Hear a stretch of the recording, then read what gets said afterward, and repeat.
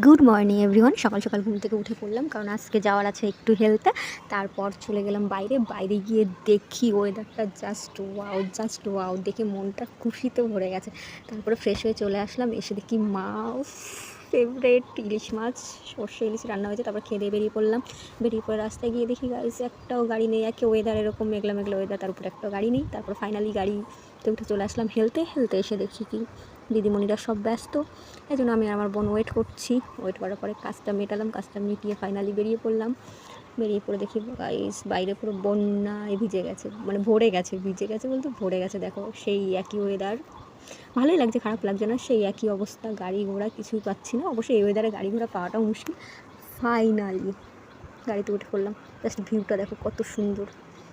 ভিউয়ের সাথে সাথে হাওয়াটা, সত্যি হাওয়া খেতে কার না ভালো লাগে, আমার তো বেশ ভালোই লাগে। তারপর আস্তে আস্তে হাওয়া খেতে চলে আসলাম